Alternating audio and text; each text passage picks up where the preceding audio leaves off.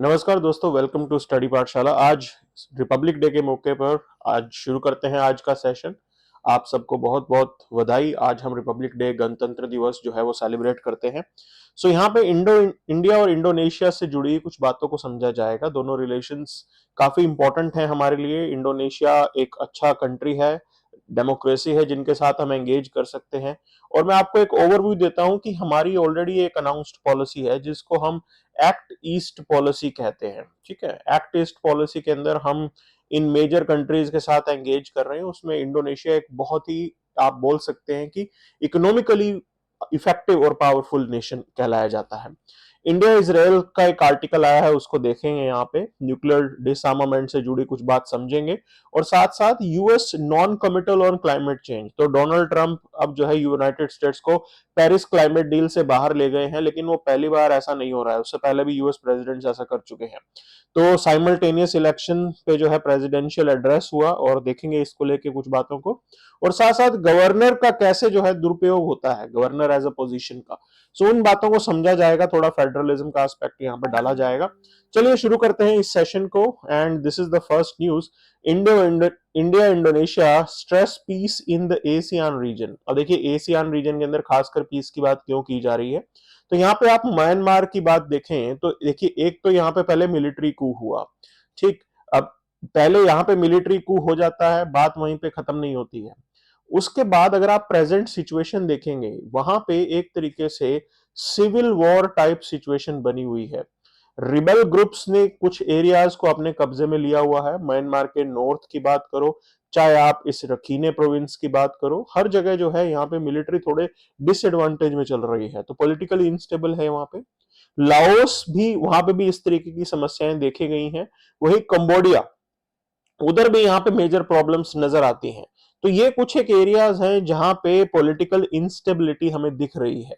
तो इसलिए यहाँ पे कहा गया है कि हमें एशियन रीजन के अंदर शांति चाहिए और इंडिया के लिए भी ये एरिया बहुत जरूरी है। हम इन एशियन कंट्रीज के साथ ऑलरेडी फ्री ट्रेड एग्रीमेंट हमारा एग्जिस्ट करता है and we want peaceful east. जितना हमारा ईस्ट में एरिया है, वहां जितनी प्रॉब्लम्स कम होंगी उतना बेटर होगा। अब यहाँ पे एक और पॉइंट आपको थोड़ा जानना है। देखिए, जब हम इंडिया एशियन कंट्रीज की बात करते हैं तो एक चाइना फैक्टर अक्सर न्यूज में आता है। और चाइना का पॉइंट ये है कि एशियन कंट्रीज आज की डेट में डिवाइडेड हैं ऑन चाइना, क्योंकि इकोनॉमिकली अगर आप देखेंगे ट्रेड पॉइंट ऑफ व्यू से वो चाइना के ऊपर डिपेंडेंट है। ठीक है, और क्या इक्वेशन होनी चाहिए, कुछ एशियन कंट्रीज ये कहते हैं कि उनको चाइना को काउंटर करना है, चाइना के ऊपर आउटराइट डिपेंडेंट नहीं रहना है। बिकॉज मेजर रीजन वही है, चाइनीज नेवी काफी अग्रेसिवली उस पूरे वाटर के एरिया के अंदर अपना इन्फ्लुएंस बढ़ाती जा रही है एंड इन कंट्रीज की सोवरेनिटी को वहां पे जरूर खतरा है। तो वो पॉइंट यहाँ पे डाला गया है।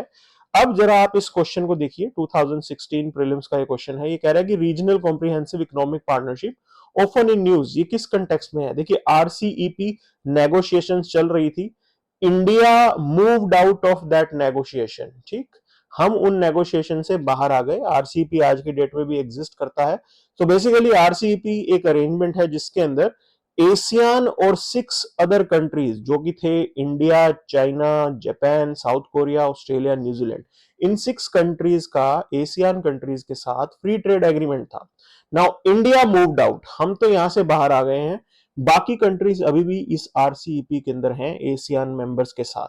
तो ये एक बहुत बड़ा ट्रेड ब्लॉक है जो आज एग्जिस्ट करता है and this is the answer, B is the answer. हम क्यों बाहर आ गए थे? देखिए, हमारे कुछ कंसर्न्स हैं। एक कंसर्न ये है कि चाइना से इंडिया के अंदर सामान डंप ना किया जाए। ओके, तो उसको लेके हमारी कुछ डिमांड थी। जैसे हम कंट्री ऑफ ओरिजिन कंसेप्ट को फिगर इन करना चाहते थे कि भाई जो कंट्री का सामान कहां से ओरिजिनेट हो रहा है वो आपको पार्सल के ऊपर मेंशन करना होगा। तो वहां डिफरेंसेस थे हमारे। हम नहीं चाहते थे कि भी चाइना इंडिया के अंदर सामान डंप करे और हम आरसीईपी के अंदर उसे एक्सेप्ट कर जाए। दूसरे कुछ एक कंसर्न्स थे एग्री सेक्टर को लेके। हमें इंडियन फार्मर्स को प्रोटेक्ट करना है और इसको लेके गवर्नमेंट ने ये टेक लिया कि राइट नाउ आज की डेट में हम आरसीईपी का हिस्सा नहीं होंगे। मे बी फ्यूचर के अंदर ये मौका हमें मिलेगा। ठीक है, अब आगे देखिए, यहाँ पे म्यांमार को डिस्कस किया गया है हमारी टॉक्स के दौरान। म्यांमार के अंदर मेजर रीजन वही है, पॉलिटिकल इंस्टेबिलिटी वहां पे चल रही है।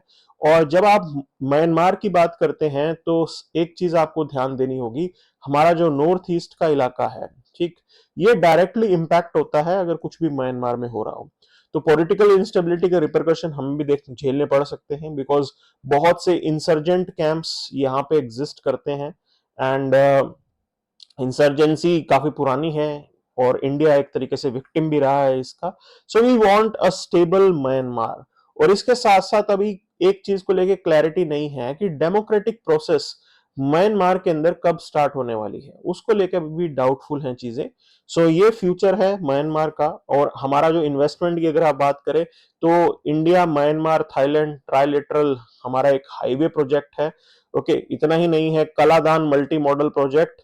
अब ये कलादान मल्टी मॉडल प्रोजेक्ट हम ऑलरेडी यहाँ पे इन्वेस्ट कर चुके हैं और अब इनका फ्यूचर क्या होगा वो भी डाउटफुल है। तो म्यांमार के अंदर पॉलिटिकल इंस्टेबिलिटी से कहीं ना कहीं हमें इन एरियाज के अंदर नुकसान उठाना पड़ सकता है।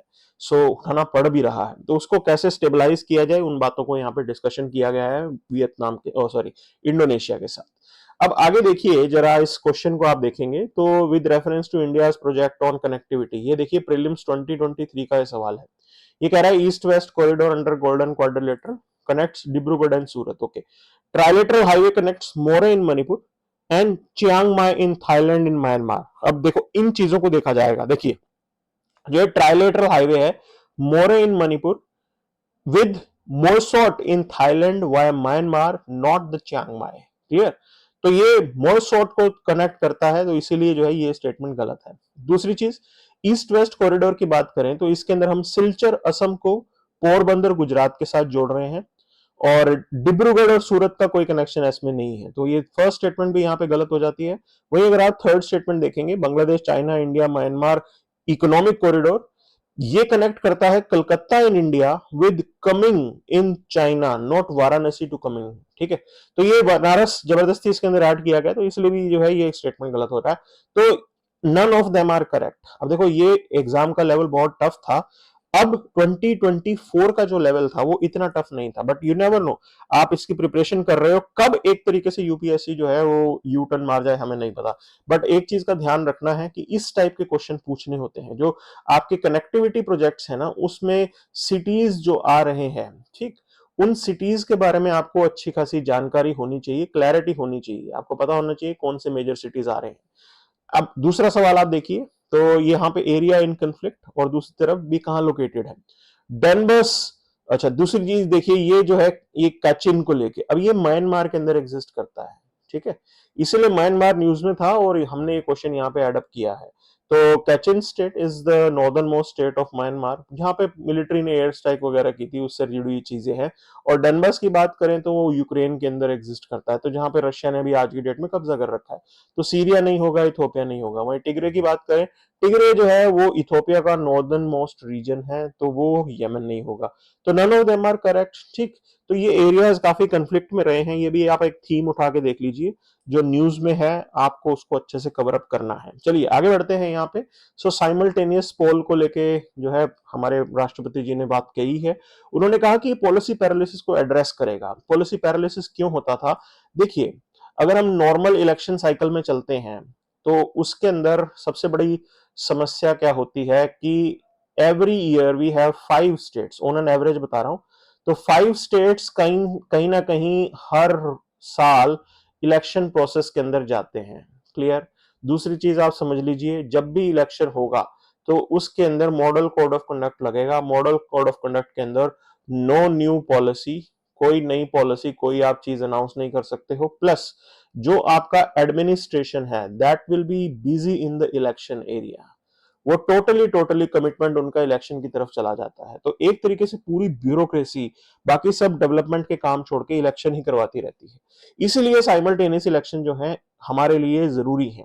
क्लियर? तो इसमें कोई दिक्कत नहीं है। और 1967 तक तो हमारे देश के अंदर साइमल्टेनियस ही इलेक्शन हुआ करते थे। वो साइकिल डिसरप्ट हुई, उसके बाद बात बदली है, लेकिन स्टिल इसमें कोई प्रॉब्लम नहीं है। ठीक है ना, इसके अंदर कोई दिक्कत नहीं है कि हम इसको ऐसे चलाएं। तो मेंस 2016 का आप ये सवाल देखिए, simultaneous election to Lok Sabha and the state assembly will limit the amount of time and money spend in electioneering. ठीक है, बिल्कुल सही पॉइंट है ये, पैसा तो हमारा बचेगा ही बचेगा, प्लस जो हमारे यहाँ पे सोशल जो डिफरेंसेस क्रिएट किए जाते थे, ठीक है, धर्म के नाम पे, कास्ट के नाम पे, आप उन चीजों को भी एड्रेस कर पाएंगे। तो सोशल डिफरेंसेस का जो क्रिएशन होता था, जबरदस्ती का पोलराइजेशन किया जाता था, तो वो चीज कहीं ना कहीं यहाँ आप एड्रेस करेंगे and that is good for us, वो हमारे लिए ठीक है बिल्कुल। अगर आप एडवांटेजेस की बात करें तो टाइम एंड कॉस्ट एफिशिएंसी को देखें तो बिल्कुल टाइम भी बचेगा, पैसा भी बचाया जाएगा। ये लाखों करोड़ों का जो है खेल होता है हमारे यहाँ पे इलेक्शन, इतना जो है छोटी मोटी चीज नहीं है। दुनिया का सबसे बड़ा जो है आप बोल सकते हो कि एक मैनेजमेंट इवेंट है जो इंडियन इलेक्शन है। ठीक है, तो अगर आप पॉलिसी कंटिन्यूटी की बात करें तो state stable governance, fix term, enhance policy planning, बिल्कुल आप बिल्कुल क्लैरिटी के साथ चल पाओगे। अब इसमें होता क्या है कि स्टेट इलेक्शन का रिजल्ट आया, ओके, और सेंटर को अपनी पॉलिसी बदलनी पड़ जाएगी। अब देखो इसके प्लस भी है और माइनस भी है। तो रिजल्ट अगर जो है वो अगेंस्ट आ रहा है तो इमीडिएटली जो यूनियन गवर्नमेंट है आपकी, वो अपनी पॉलिसी के अंदर चेंजेस लाना शुरू कर देगी।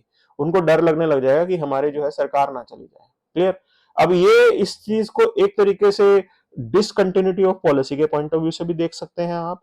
और दूसरा इसके अंदर जो पहलू समझने वाला है वो ये भैया कि भी ये अगर होता है, क्लियर, ये जो अरेंजमेंट है, स्टेट इलेक्शन से एक सिग्नल मिलता है, ये जो सिग्नल है ना, ये हमारी डेमोक्रेसी के लिए जरूरी है।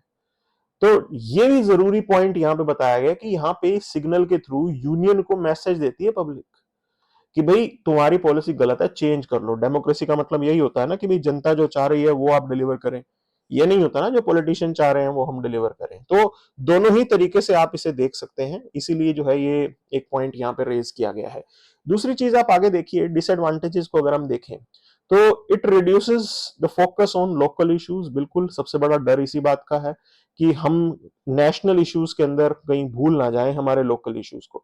It undermines the principle of federalism. Again ये जो सिग्नलिंग वाला पॉइंट था वो इसी के साथ ही लिंक था कि स्टेट, एक तरीके से जो स्टेट के लोग हैं वो मैसेज देते हैं सेंटर की सरकार को, अदरवाइज आपको 5 साल के बाद ही मौका मिलेगा। तो उस हिसाब से ये अच्छी चीज है। ठीक है, अगर आप वीकेंड गवर्नमेंट अकाउंटेबिलिटी की बात करें तो वो भी है बिल्कुल कि भाई अब सिर्फ 5 साल बाद जो है आपको मौका मिलेगा। अब सिग्नलिंग का मतलब यही तो है, अकाउंटेबिलिटी एस्टेब्लिश करना। इनबैलेंस इन पॉलिटिकल पावर, अब इसका नुकसान क्या होगा, जो रीजनल पार्टीज हैं वो डिसएडवांटेज पे होंगी और नेशनल पार्टीज को फायदा होगा यहाँ पे, क्योंकि आपका कहीं ना कहीं नेशनल एजेंडा तो आएगा ही यहाँ पे पिक्चर में। ठीक है, दूसरी चीज लॉजिस्टिक और सिक्योरिटी चैलेंज होंगे एक साथ इतने बड़े स्केल पे। देखो मुझे लगता नहीं है वो लॉजिस्टिक्स और सिक्योरिटी चैलेंज इतना बड़ा मुद्दा है। क्यों मैं बोल रहा हूँ ये सिक्योरिटी चैलेंज वाला पॉइंट, क्योंकि एक ईवीएम मशीन ही आपको एडिशनल रखनी होगी तो उसमें कोई खास समस्या नहीं आएगी। तो ये पॉइंट यहाँ पे बोला गया है। ठीक है, अब इस चीज को आगे देखिए तो चलते हैं, चलिए। Now governor acting as government hitman. ठीक है, अब ये चीज धवन साहब जो है ये लेखक है उन्होंने पॉइंट आउट की है कि यहां पे गवर्नर का जो है पावर का मिसयूज हो रहा है। तो ये एक मेजर पॉइंट है। ठीक, अब कैसे गवर्नर की पावर का मिसयूज होता है वो हम जानेंगे समझेंगे यहाँ पे। तो PYQ एक चीज हमें दिखाता है कि कौन से टॉपिक्स पूछे गए हैं और किस हिसाब से पूछे गए हैं। तो यहाँ पे ये सवाल किया गया आर्टिकल 356 के यूज का। तो इसके अंदर बात है प्रेसिडेंट रूल को लगाने की। ठीक है, तो प्रेसिडेंट रूल का पॉइंट आप समझिए यहाँ पे। तो गवर्नर एक रिपोर्ट भेजता है। ठीक, गवर्नर रिपोर्ट ये मेक श्योर करता है कि कॉन्स्टिट्यूशन के अकॉर्डिंग सिस्टम चल रहा है कि नहीं, सब कुछ कॉन्स्टिट्यूशनल है कि नहीं। तो अगर सब कुछ सही चल रहा है तो सब सही रहता है। लेकिन अगर गवर्नर ये लिख के दे दे कि सिचुएशन डिमांड्स, सिचुएशन ऐसी आ गई है कि आर्टिकल 356 का यूज किया जाए, वहां पे मिसयूज होने का भी डर है। दूसरी चीज आपको समझनी पड़ेगी कि गवर्नर कैसे एक रोल प्ले करता है। Governor is a link between your union government and your state government. आपकी स्टेट और यूनियन की सरकार के बीच में एक लिंक का काम करता है। ठीक है, तो बहुत इंपॉर्टेंट रोल है। गवर्नर का ये एक काम है कि मेक श्योर करना कि स्टेट एडमिनिस्ट्रेशन, कि state government is operating as पर द कॉन्स्टिट्यूशन।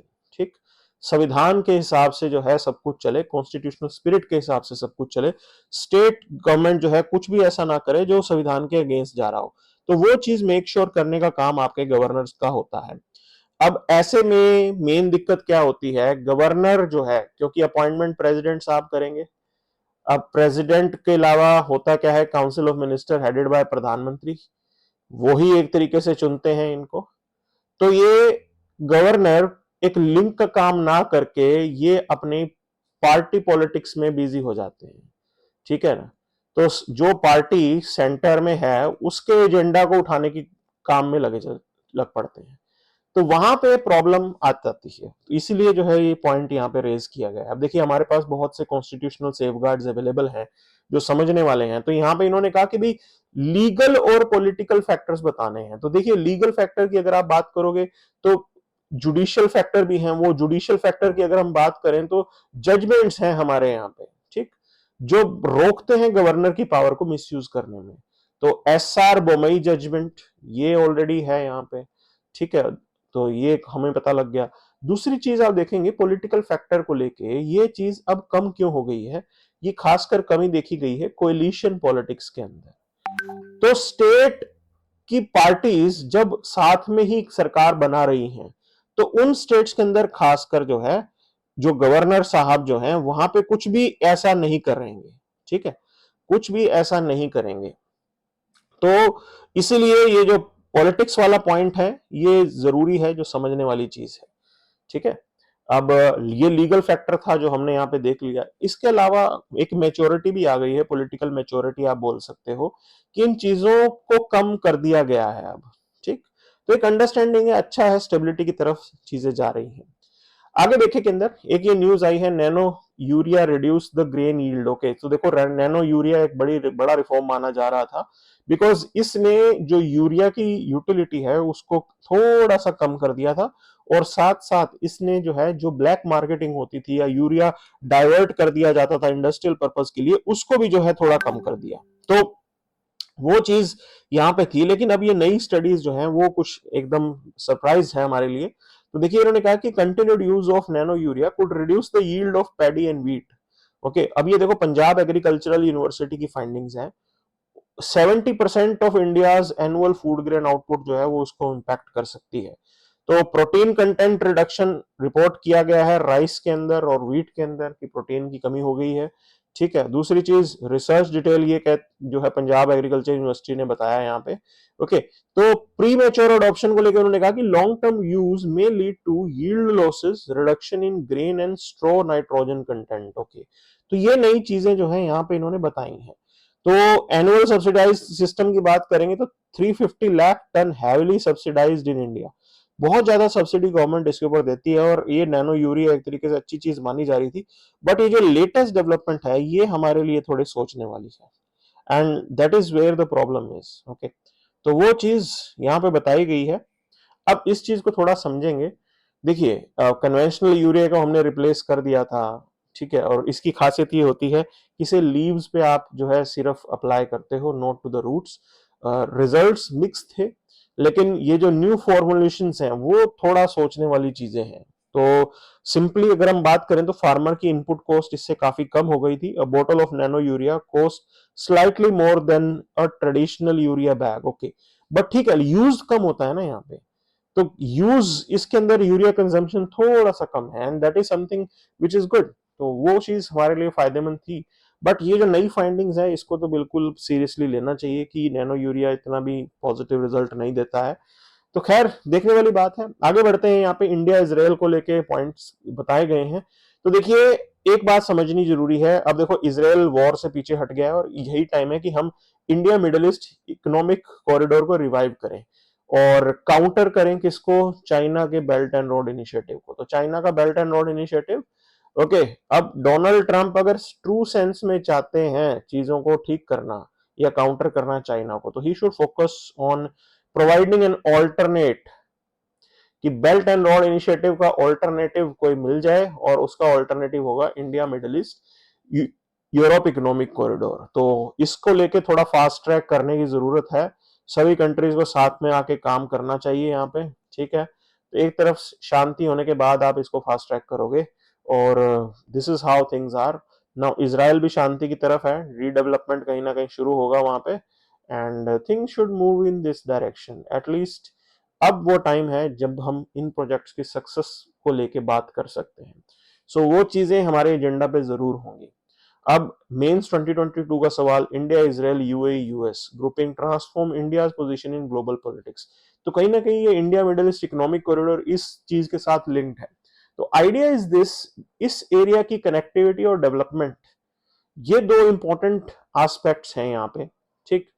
और ये कनेक्टिविटी ला के you can create a global, आप एक पूरी बिग मार्केट को एक साथ लेके आ सकते हो। तो ये एक अपॉर्चुनिटी है हमारे लिए with all these countries, and best part is this, they are on same page, they all are on same page when it comes to requirement of development. जो भी हमारे पॉलिटिकल एजेंडास हैं, डिफरेंसेस हैं, वो चलते रहेंगे, लेकिन डेवलपमेंट को लेके हम सब एक थॉट प्रोसेस रखते हैं। And from that angle, revival of this India middle east economic corridor is important, because जब भी ये वॉर की बात शुरू हुई थी ना इसराइल वाले एरिया में, तो ये बैक ट्रैक पे चला गया था। Now thing is this, now the war ceasefire has been concluded, we are hopeful that it will be continued, and then we can think about the revival of this. So that is something which is pointed out. अब एक बात करते हैं, US हमेशा climate change को लेके non committal क्यों रहता है। तो देखिए यहाँ पे उसका रीजन को आपको समझना पड़ेगा। एक रीजन है वहां की इकोनॉमिक्स, दूसरी रीजन है वहां की पॉलिटिक्स, ठीक। तो economics in the sense that US कहीं ना कहीं पास्ट के अंदर बिगेस्ट एमिटर रहा है, there is no doubt about it, ठीक। प्रेजेंट की अगर आप बात करेंगे तो प्रेजेंट में one point is this, in 2023 US was the leading oil producer in the world. तो सबसे ज्यादा तेल यूएस ने निकाला था, ठीक। Now as it was the leading oil producer in the world, अब ऑयल प्रोडक्शन के दौरान ग्रीन हाउस गैस एमिशन होगा। So this is how it is. Now they can't backtrack on this aspect कि वो अपने खुद के एमिशन को कम करके, मतलब अपने खुद के ऑयल प्रोडक्शन को कम करके इस पे बैक ट्रैक नहीं कर सकते हैं। This is where the problem lies, ये है दिक्कत वहां पे। और पॉलिटिक्स की अगर आप बात करोगे, like moving out of climate thing here, B it Democrats और बी इट रिपब्लिकन्स, आपको हमेशा एक तरीके से उनका रिस्पॉन्स एक जैसा ही नजर आता हुआ नजर आएगा। डेमोक्रेट्स थोड़े से लिबरल हैं, बट मोर और लेस चीजें सेम ही चलती हैं। बिडेन ने भी कोई खास एफर्ट नहीं किया था कि यूएस लीडिंग रोल प्ले करेगा ग्लोबल क्लाइमेट चेंज के एजेंडा में। और पास्ट की अगर आप बात देखोगे तो हिस्ट्री है यूनाइटेड स्टेट्स की, when they moved out of multiple deals, okay. तो जॉर्ज बुश के टाइम पे they moved out of Kyoto protocol because they don't want legally binding compulsions, ठीक। उनको हमेशा डर लगता है, ठीक है ना। वो कहेंगे कि they are ready to work here but no legal binding things are acceptable to them. This is what the United States is. So it's one of the biggest producers. और ड्रिल, अभी डोनाल्ड ट्रंप ने already कहा है they are going to further increase the oil production, okay. उन्होंने कहा कि drilling के ऊपर पूरा जोर होगा, ड्रिलिंग, ऑयल ड्रिलिंग इंक्रीज की जाएगी। And in that scenario how can you expect them to, you can say, stick to the climate change requirement? So these are the things which are stopping United States from, you can say, accepting things here.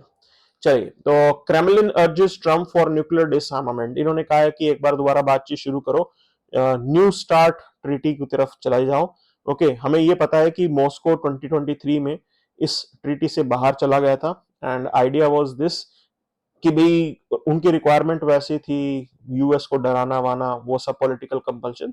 Now they want to be back here, that's why they want कि भी इसको लेके start एक बार दोबारा किया जाए, okay. तो idea is this, अगर ऐसा होता है तो सिंपल सी चीज है कि दोबारा न्यूक्लियर डिसआर्मामेंट की तरफ जाएंगे। बट अगर आप प्रेजेंट सिनेरियो देखोगे तो किस लेवल का डेवलपमेंट चल रहा है वो हमें देखना होगा। Now these countries they are not making big bombs, but they are working on delivery system, ऐसा डिलीवरी सिस्टम हो with the increased speed, okay. वो स्पीड को बढ़ा रहे हैं हम यहाँ पे मिसाइलों की, ये वो काम कर रहे हैं। And this is the present development. May be जो है पुतिन को अब शायद नए न्यूक्लियर बॉम्ब बनाने की जरूरत ही ना हो, that's why they want to talk about this nuclear disarmament. Okay, so this is the seriousness that they are having here, and they don't trust each other, so we can't expect early nuclear disarmament। तो ये real picture है, हमें जो है इन बड़े countries को देखना चाहिए, how do they you can से play with the things. Okay, so this has been the point here, so that's it for the day then, thank you very much।